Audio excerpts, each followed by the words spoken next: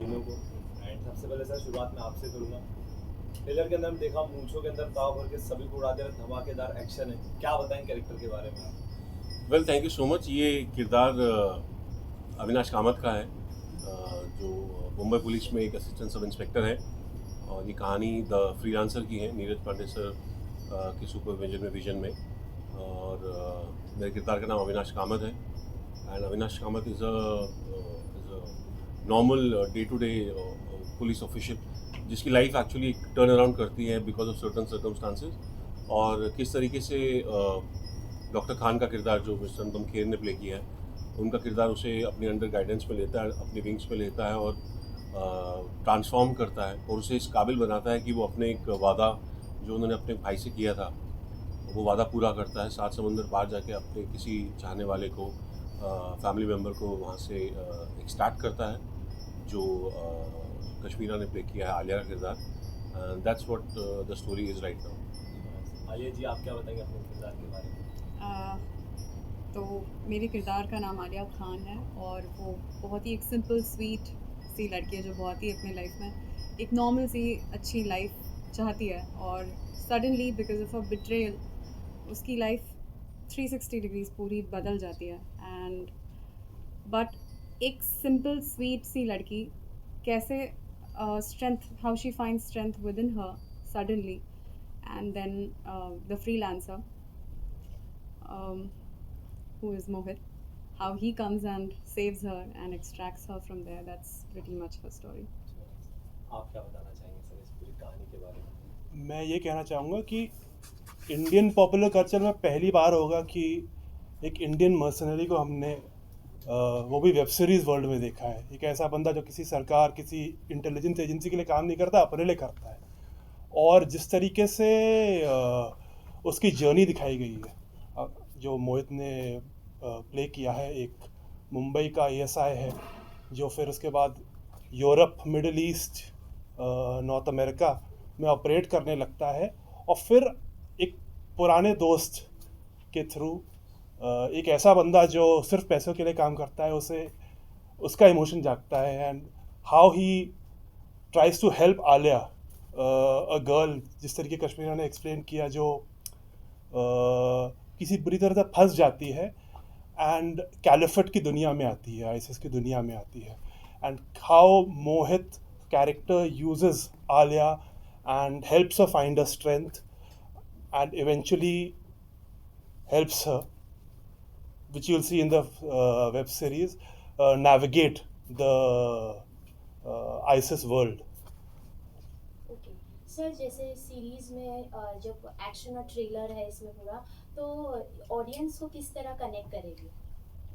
Audience को connect, देखिए, एक तो नीरज सर जो वर्ल्ड बनाते हैं, एक इंटरनेशनल स्टैंडर्ड एक्शन थ्रिलर एस्पेनाज का, उसको हमने एक अलग लेवल पे लेके गए हैं। जिस तरीके का एक्शन, जिस तरीके का प्रोडक्शन डिज़ाइन, जिस तरीके का किरदार हम लोग इस सीरीज़ में देखेंगे, शायद ही कभी देखा होगा। ये सिर्फ एक इंडियन प्रोडक्शन नहीं, हम लोग ने हमारा आधा क्रू मोरक्को का था। हमने 50 से ज़्यादा दिन मोरक्को में शूट किया।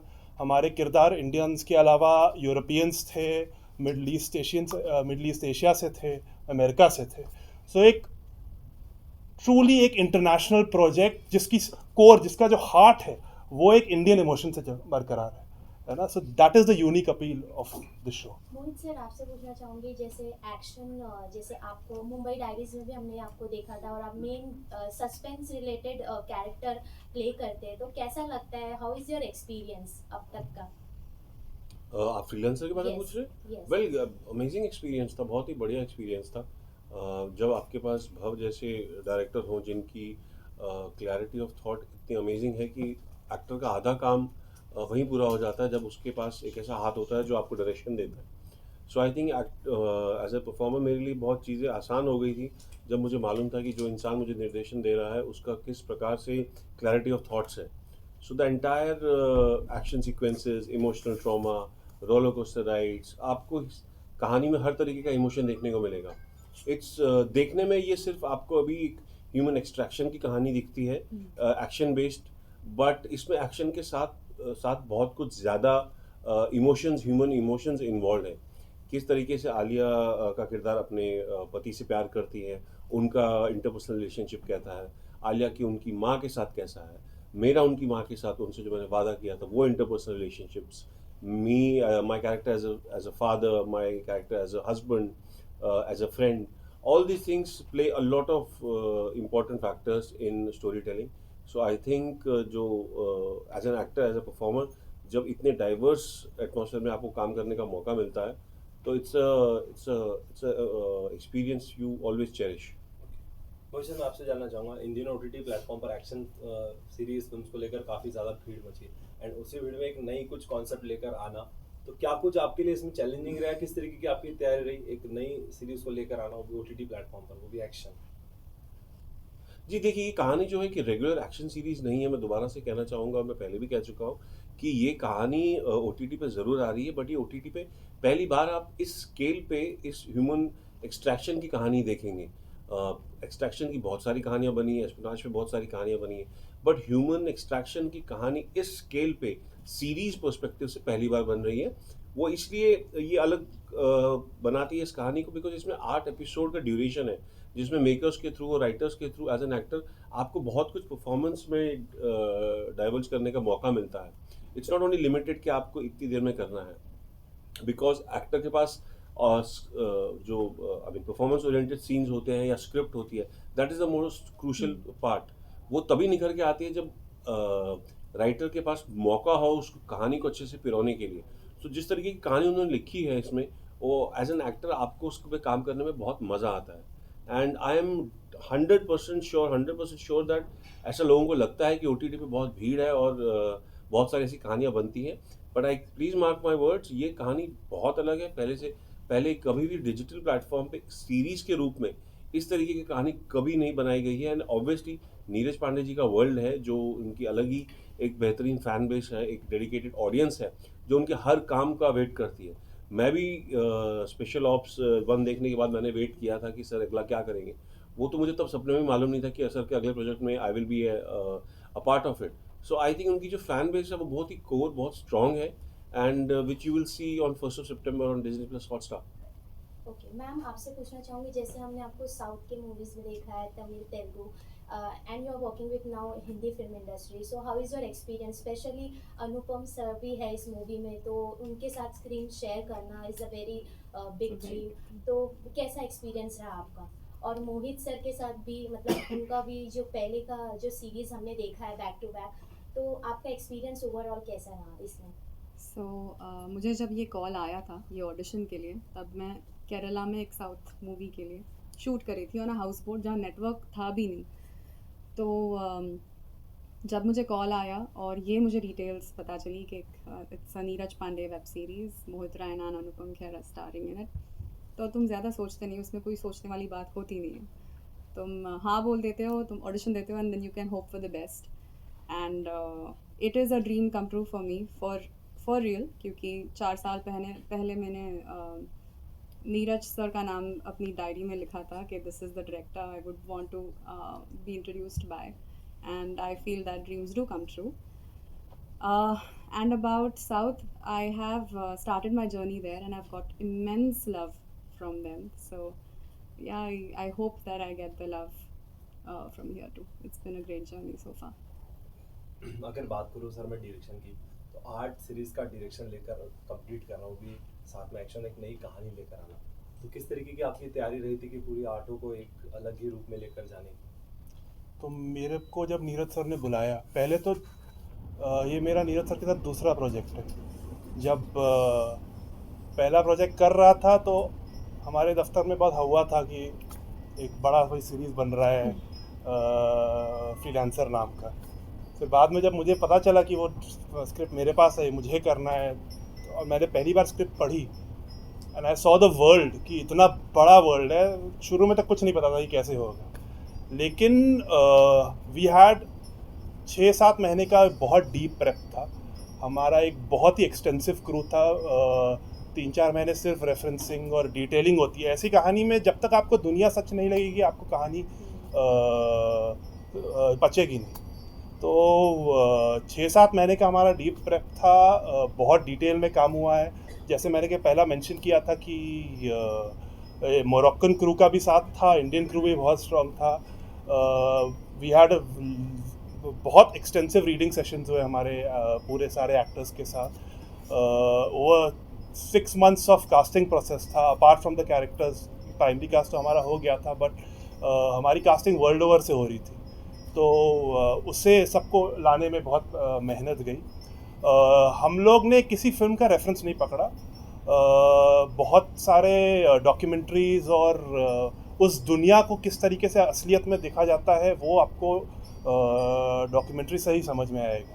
तो that was the main reference कि ऐसा लगे कि कैमरा आपने उधर छोड़ दिया है और आप उसकी दुनिया देख रहे हो। वो हमारा एम था। I truly feel we have captured. Lastly आप तीनों ऑडियंस एंड फैंस के लिए क्या कहना चाहेंगे? वेट करें इस सीरीज का जो जल्दी हमें देखने मैं यही कहूँगा कि ऐसा इस स्केल का वेब सीरीज़ इंडियन लैंडस्केप में शायद ही आया हो। मोहित का जो कैरेक्टर है, जिस तरीके से उसने किया है, वेरी चैलेंजिंग कैरेक्टर। जो रेंज है एक रूटेड कैरेक्टर से लेके एक इंटरनेशनल स्केल का ऑपरेटिव, और कश्मीरा की जो जर्नी है आलिया खान की, it will truly touch your heart and give you edge of the seat experience which all of Neeraj Pandey's products give, along with a very strong emotional core. So it's a package deal, and we are eagerly waiting for you to watch it. मोहित, एक दशक तक आपने छोटे पर्दे पर राज किया है, मतलब वहाँ पर जो दर्शक आपको मिले हैं, प्यार करने वाले मिले हैं, वो आज भी आपके साथ हैं। तो क्या उनको आपने छोड़ दिया है, उनसे रिश्ता बनाए? क्योंकि वो टीवी वाला दर्शक अभी भी OTT में नहीं आया है, वो फिल्म ज़रूर देखता होगा।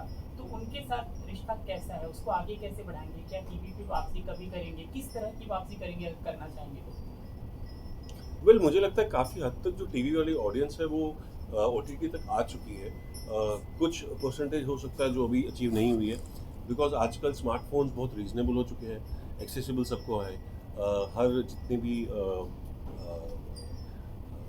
डेटा मोबाइल कंपनीज़ हैं उनका डेटा बहुत एक्सेसिबल है, बहुत अचीवेबल है। वो पहले के ज़माने में जब कॉस्ट बहुत हाई होती थी, I think there is a lot of data which is available for the audience also. So I think बहुत सारी ऐसी ऑडियंस है जिनके पास वो OTT का माध्यम है अपने एंटरटेनमेंट के लिए। और उनके प्यार से ही मैंने जो कुछ भी पाया उनके प्यार के थ्रू ही पाया है। मैंने जो कुछ सीखा है वो टीवी के थ्रू ही सीखा है। सो ऑब्वियसली, बट मैंने कभी भी डिफ्रेंशिएट नहीं किया है, टू बी ऑनेस्ट, कि मैं टीवी करता था पहले, अब मैं OTT कर रहा हूँ तो मैं वापस टीवी नहीं करूँगा। मैं एक अभिनेता हूँ, एक्टर हूँ, मुझे अच्छा लगता है मैं अपने आप को एक नई एनवायरनमेंट में, एक नई कहानी में ढालूँ। सो अगर उस तरीके की लिमिटेड स्पेस की कहानी वहाँ पे आएगी, so definitely I will be more than happy to go back and do what keeps me going. Because as an actor आपको सिर्फ अपनी क्रिएटिव नीड्स को सेटिस्फाई करने का मौका चाहिए होता है, और मैं वैसा कोई मौका मिलेगा तो मैं कभी नहीं छोड़ूंगा।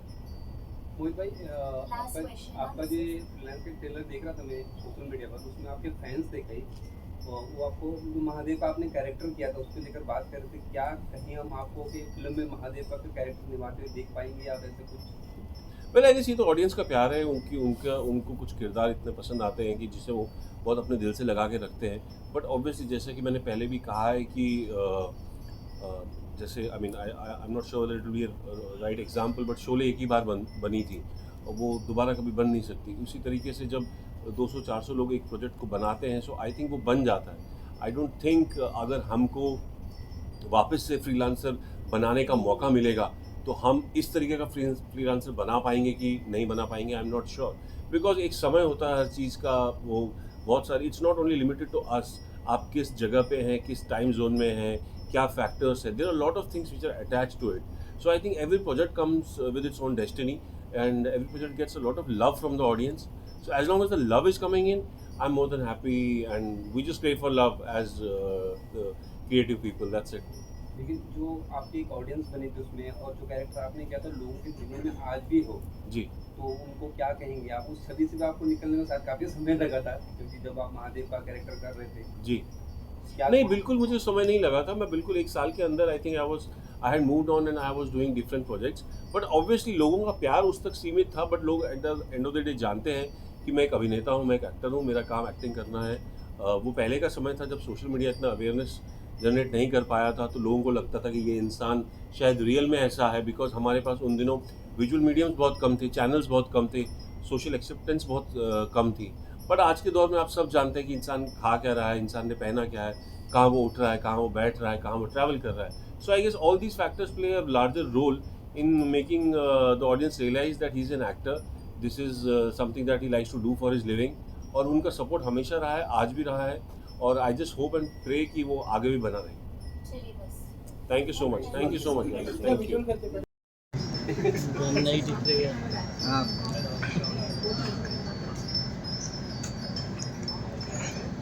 You are taking the pictures, right? Video and Pictures. So we'll start from here. yes.